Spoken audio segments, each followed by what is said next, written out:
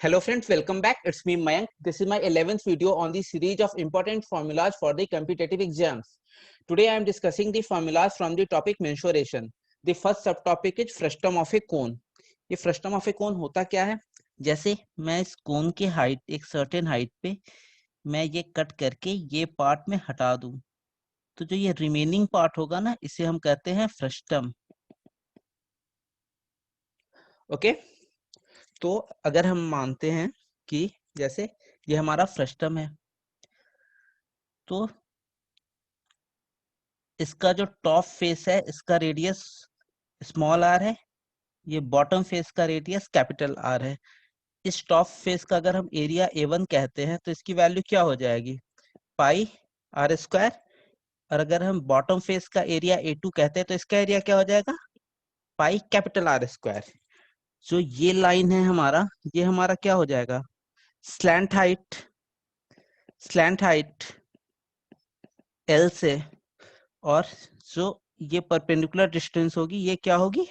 इस फ्रस्टम की हाइट होगी. तो स्लैंट हाइट L की वैल्यू क्या हो जाएगी? H square plus R minus R का होल स्क्वायर. ये बहुत ही इंपॉर्टेंट होता है. अब हम इसके वॉल्यूम की बात करते हैं. यहाँ हम इसे मान लेते हैं ये स्मॉल आर, ये कैपिटल आर. तो वॉल्यूम इसका क्या हो जाएगा? Pi H3 R square plus R square plus are R. अगर ये वॉल्यूम के टर्म्स में दिया है, अगर ये रेडियस के टर्म्स में दिया है तब. एक्चुअली ये कोन का है, कोन का वॉल्यूम क्या होता है? 1/3 पाई आर स्क्वायर. तो ये आर के बदले यहाँ क्या है? आर स्क्वायर प्लस ये. अगर ये एरिया के टर्म्स में वॉल्यूम अगर पूछे तो हो जाता है h/3 A1 plus A2 plus under root of A1 A2. ये फॉर्मूला भी बहुत ज्यादा इंपॉर्टेंट है. आजकल कई बार ये क्वेश्चंस आए हैं, इसमें आपको रेडियस की जरूरत ही नहीं है. आपको एरिया दिया हो और आप डायरेक्ट निकाल सकते हो. कई बार आपको लगेगा यार एरिया दिया तो पहले हम रेडियस निकाले फिर फॉर्मूला यूज करें, लेकिन नहीं, यहाँ आप डायरेक्ट लगा सकते हो. तो इसे हमें याद रखना है. जो सेकंड होता है ये होता है कर्व सरफेस एरिया. अब इसका कर्व सरफेस एरिया का फॉर्मूला क्या होगा? कर्व सरफेस एरिया का फॉर्मूला क्या हो जाएगा फ्रस्टम के? तो हम ये आर, ये और ये स्मॉल आर, तो इसका फॉर्मूला हो जाता है pi r l plus pi r l. और अगर टोटल सरफेस एरिया पूछ दिया, टोटल सरफेस एरिया फ्रस्टम का, तो ये क्या हो जाएगा? कर्व सरफेस एरिया तो होगा ही, मतलब curve surface area plus A1 और A2. तो समझ रहे हो, इसका एरिया और इसका एरिया. या इसको हम टोटल में लिख सकते हैं ऐसे, pi r l plus pi r l, जो कि कर्व सरफेस एरिया हो गया, प्लस इस टॉप फेस का एरिया क्या हो जाएगा? पाई आर स्क्वायर. और प्लस ये बॉटम सरफेस का एरिया क्या हो जाएगा? पाई आर स्क्वायर. ये हमारा टोटल सरफेस एरिया फ्रस्टम का हो जाता है. चलिए अब हम एक क्वेश्चन देखते हैं. कहता है, a bucket in the form of a frustum of a right circular cone is 48 centimeter deep and the radii of top and bottom are 20 centimeter and 16 centimeter respectively. Find the volume of water it can hold. तो ये bucket जो भी होता है ना, ये frustum के ही form में होता है. बकेट के जितने भी क्वेश्चंस होते हैं आप समझ जाइए कि ये फ्रस्टम के ही फॉर्म में होते हैं. तो इसमें क्या कह रहा है? इसमें हाइट दिया हुआ है हमारे पास. हाइट कितना है? 48 सेंटीमीटर. ये छोटा रेडियस कितना है? 16 सेंटीमीटर. ये बिगर रेडियस कितना है? 20 सेंटीमीटर. तो ये हमसे पूछ क्या रहा है? Find the volume of water it can hold. Means हमें वॉल्यूम ऑफ बकेट निकालना है. तो इसका वॉल्यूम क्या हो जाएगा? अभी हमने देखा था pi s 3 r square plus are r. Pi को हम क्या रख दे? 3.14. हाइट कितना दिया है? 48/3. ये आर स्क्वायर, फर्स्ट आर की क्या है? 20 square plus 16 square plus 20 into 16. Okay, ये कितनी हो जाएगा? 3.14 इंटू 3 से कैंसिल हो जाएगा 116 20 स्क्वायर 400, 16 स्क्वायर 256, 20 इंटू 16 क्या हो जाएगा 320। तो इसे सिंप्लीफाई करेंगे तो क्या आएगा 3.14 इंटू 16, एडिशन में क्या कितना आ जाएगा, ये आ जाएगा 976। जब इसे कैलकुलेट करेंगे हम लोग तो इसकी वैल्यू आएगी 49035 सेंटीमीटर क्यूब। तो ये वॉल्यूम हो जाएगा बकेट का, मतलब फ्रस्टम का। The next topic is prism. अब ये प्रिज्म क्या होता है, तो कहता है solid body with top and bottom faces identical and side faces rectangular is called a prism. क्या कहता है, solid body with top and bottom faces identical and face rectangular, side face rectangular means अगर ये top face है, ये अगर square है, तो एक जो इसके नीचे होगा, ये भी फेस जो होगा ये भी स्क्वायर होगा, और ये जो साइड फेसेज है ये रेक्टेंगुलर हो जाएंगे।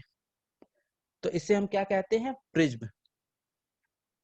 अगर आप इसे देखो, ये एक ट्रायंगुलर प्रिज्म है। क्यों, क्योंकि इसका भी टॉप ट्रायंगल है, जो इसका नीचे एक हिडन है वो भी ट्रायंगल है। अच्छा, इसके साइड्स कैसे हैं, ये साइड जो है वो रेक्टेंगुलर फेस के हैं। तो ऐसे बॉडी को क्या कहते हैं हम लोग, प्रिज्म कहते हैं। डेफिनेशन क्या कह रहा था, टॉप एंड बॉटम फेस, यहाँ बॉटम हिडन है लेकिन टॉप एंड बॉटम आइडेंटिकल है, ये ट्रायंगल है वो भी ट्रायंगल है, साइड फेसेस रेक्टेंगुलर, ऐसे सॉलिड्स को हम कहते हैं प्रिज्म। अब हम प्रिज्म से रिलेटेड फॉर्मूला देखते हैं। तो वॉल्यूम ऑफ प्रिज्म क्या होता है, वॉल्यूम ऑफ प्रिज्म होता है बेस एरिया इनटू हाइट। अगर मान लीजिए कि इस प्रिज्म की अगर हाइट, यहाँ ये टॉप है, अगर ये नीचे दिख नहीं रहा हमें जो हिडन है, अगर इसकी हाइट h दी हो तो बेस एरिया इनटू हाइट हो जाएगा। अच्छा, इसका बेस है क्या, ये स्क्वायर है। अगर हम मान लेते हैं कि इसका एक साइड a है, तो स्क्वायर का एरिया क्या हो जाता है, ए स्क्वायर इंटू एच, ये हमारा हो जाएगा वॉल्यूम ऑफ प्रिज्म। वो टॉप या बेसिस स्क्वायर इन शेप या रेक्टेंगुलर इन शेप। जो सेकंड फॉर्मूला होता है ये होता है curve surface area. Curve surface area ये क्या होता है, ये होता है perimeter of base, perimeter of base into height. अब ये स्क्वायर है तो स्क्वायर का पेरीमीटर क्या हो जाता है, हमें पता है 4 इंटू ए, और हाइट कितना है h, तो क्या हो जाएगा 4ah, ये हो जाएगा curve surface area of prism. फिर जो लास्ट आता है वो आता है total surface area, total surface area of prism. ये इस प्रिज्म की बात कर रहा है। तो ये तो, हाँ, तो क्या हो जाएगा, ये हो जाएगा कर्व्ड सरफेस एरिया प्लस ये टॉप और bottom means 2 into base area. तो अगर ये स्क्वायर है तो इसका भी हमने देखा था कि इसका कर्व सरफेस एरिया क्या आया था हमारा 4ah, 4ah प्लस ये जो बेस है ये क्या है, ये स्क्वायर है तो इसका एरिया क्या हो जाएगा ए स्क्वायर। तो यहाँ 2 टाइम है ना, मीन्स 2a स्क्वायर। ये हमारा टोटल सरफेस एरिया हो जाएगा प्रिज्म का। वैसे ही जो हम दूसरा भी एक ट्रायंगुलर प्रिज्म है, अगर हम ट्रायंगुलर प्रिज्म की बात करें तो अगर इसका भी हमें वॉल्यूम निकालना होगा तो क्या होगा, अगर ये इक्विलेटरल ट्रायंगल है तो कोई प्रॉब्लम ही नहीं है। अगर इक्विलेटरल ट्रायंगल है, इसकी साइड एस दे दिया तो इसका भी वॉल्यूम क्या हो जाएगा, बेस एरिया इनटू हाइट। अगर इसकी भी हाइट अगर h मान ले हम लोग तो कितना हो जाएगा, बेस एरिया √3/4 एक्स स्क्वायर, ये इक्विलेटरल ट्रायंगल का एरिया हो गया। और हाइट अगर h दिया है तो ये, वरना अगर नॉर्मल ट्रायंगल है कोई भी, ये तो यहाँ मैं मान ले रहा हूँ कि इक्विलेटरल ट्रायंगल है, लेकिन अगर इक्विलेटरल नहीं होगा तो जो भी ट्रायंगल होगा उसका हम बेस एरिया निकालेंगे इनटू हाइट। ये हो गया, इसको हम लिख देते हैं ये फॉर इक्विलेटरल ट्रायंगल। वैसे ही अगर कहेगा कि इसका कर्व सरफेस एरिया क्या होगा, कर्व सरफेस एरिया क्या होगा, तो सेम क्या, perimeter of base, perimeter of base into height. अगर इसमें पूछ दे टोटल सरफेस एरिया क्या होगा, टोटल सरफेस एरिया क्या होगा, तो फिर से क्या, curve surface area, curve surface area plus जो एक टॉप फेस है और आइडेंटिकल जो इसका लोअर फेस होगा, 2 टाइम्स बेस एरिया। ये हमारा हो जाएगा formula.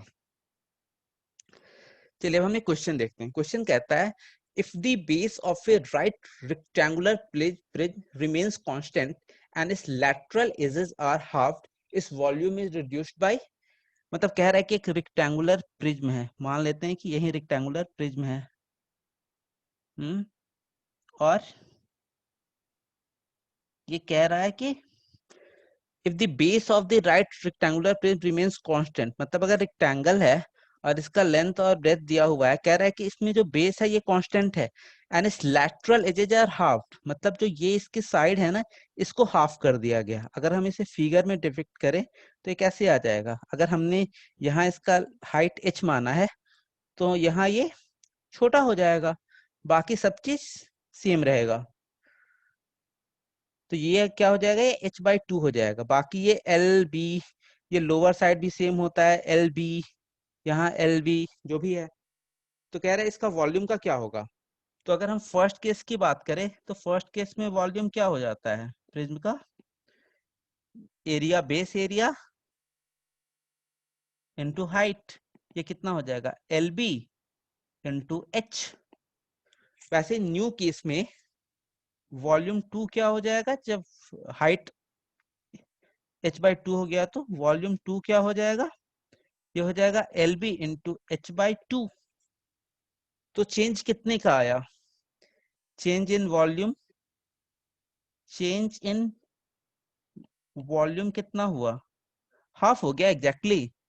L B H minus L B h/2, ये एल बी एच था, इससे माइनस एल बी h/2, तो कितना आ जाएगा एल बी h/2। तो कह रहा है परसेंटेज चेंज कितना होगा, परसेंटेज चेंज कितना होगा।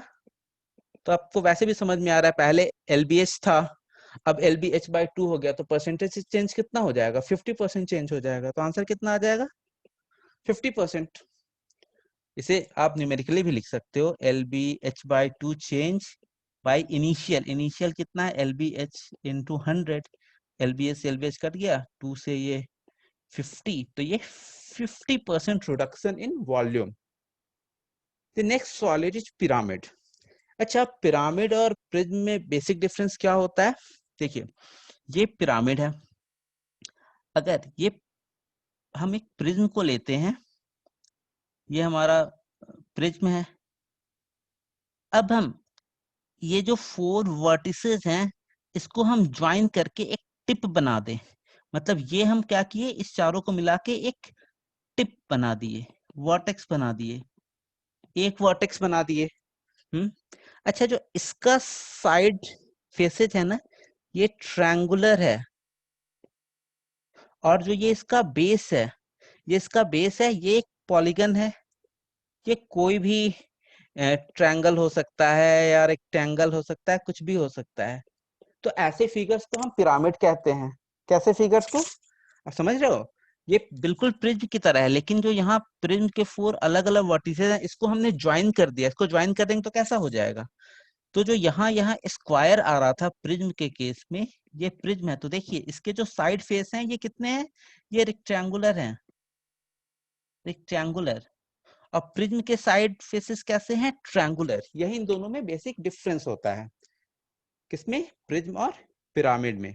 देखिए जैसे यहाँ ये बेस क्या है, ये ट्रायंगुलर बेस का प्रिज्म है, और जो इसके साइड्स हैं ये ट्रायंगुलर हैं। कई बार अगर आप ये 5 फेसेस का भी होता है, या ये आप ये मान लो हेक्सागन का, तो ये भी एक तरीके से प्रिज्म है। इस प्रिज्म का बेस क्या है, हेक्सागन है, हेक्सागन है, लेकिन इसके भी जो साइड्स हैं ना, ये ट्रायंगल ही है। तो अब इसमें पूछता है कि,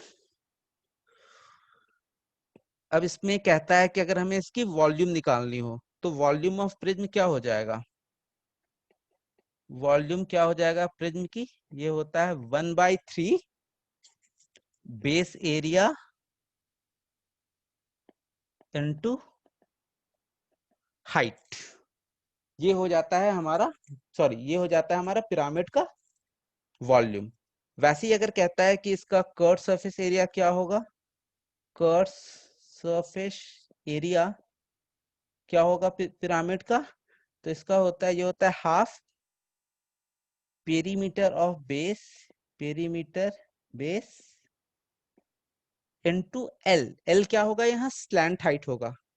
और अगर हम कहें कि टोटल सरफेस एरिया क्या होगा, तो टोटल सरफेस एरिया इसका क्या हो जाएगा, ये हो जाएगा कर्व्ड एरिया प्लस, इसमें तो एक ही बेस है, यहाँ तो टॉप फेस कुछ है नहीं, प्लस बेस एरिया। ये बहुत ही इंपॉर्टेंट है। अब मैं आपको इसमें एक पॉइंट और बत समझाता हूँ। जैसे कि अगर हमने यहाँ ले लिया कि ये स्क्वायर बेस है, तो और यहाँ से अगर इसको हम दूसरे एंगल्स में अगर देखें, ये इसका सेंटर है, तो अगर यहाँ से यहाँ तक हाइट है, ओके, और ये लेंथ अगर ये स्क्वायर है, तो ये लेंथ क्या हो जाएगा, a/2 हो जाएगा। तो जो स्लैंट हाइट आएगा, ये लेंथ क्या हो जाएगा, यहाँ 90 डिग्री है, तो ये लेंथ हो जाएगा under root of H square plus a/2 का होल स्क्वायर। यहाँ इसकी वैल्यू हो जाएगी स्लैंट हाइट। चलिए ये क्वेश्चन हम देखते हैं। क्वेश्चन क्या कहता है, ए right pyramid 15 centimeter high stands on a square base of side 16 centimeter. Find its total surface area.